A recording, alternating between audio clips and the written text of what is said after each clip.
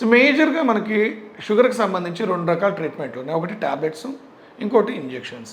Injections 2 రకాలు ఉన్నాయండి. ఒకటి ఇన్సులిన్, రెండోది GLP-1 అనలాగ్స్ అని వేరే రకమైన ఇంజెక్షన్స్ ఉన్నాయన్నమాట. వాటి వల్ల కూడా షుగర్ కంట్రోల్, వెయిట్ లాస్ వస్తుందండి. ఆ ఇంజెక్షన్స్లో ఇన్సులిన్, ఆ GLP-1 అనలాగ్స్ కాకుండా ఓవరాల్గా అంత డయాబెటీస్ పేషెంట్స్ తీసుకుంటే మెజారిటీ ట్యాబ్లెట్స్ వాడతారండి. ఆ ట్యాబ్లెట్స్లో మనకి కామన్గా వాడేటువంటి ట్యాబ్లెట్ మెట్ఫార్మిన్. అది కాకుండా మనకి రకరకాల ట్యాబ్లెట్స్ ఉన్నాయి. మన ప్యాంక్రియాస్ నుంచి ఇన్సులిన్ ఏదైతే ఉందో ఉత్పత్తి చేసేదానికి తోడ్పడేటువంటి ట్యాబ్లెట్స్ ఉన్నాయి. ఉత్పత్తి చేసిన ప్యాంక్రియాస్ సరిగ్గా పనిచేసేదానికి ఏవైతే ఉన్నాయో అటువంటి ట్యాబ్లెట్స్ ఉన్నాయి. సల్ఫనైల్ యూలియాస్ అంటారు.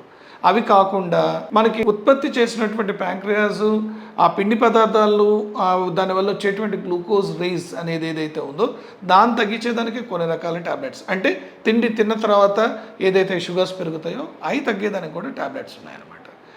అండ్ ఇంకొన్ని ట్యాబ్లెట్స్ ఉన్నాయి. మరీ ఎక్కువ షుగర్ ఉంటే దాన్ని మూత్రంలో నుంచి ఎక్కువగా షుగర్ని విసర్జించేటువంటి ట్యాబ్లెట్స్, అది SGLT2 ఇన్హిబిటర్స్ అంటారంటే అవి రకంగా ఉన్నాయి.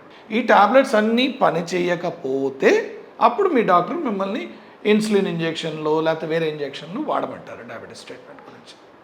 ధన్యవాదాలు.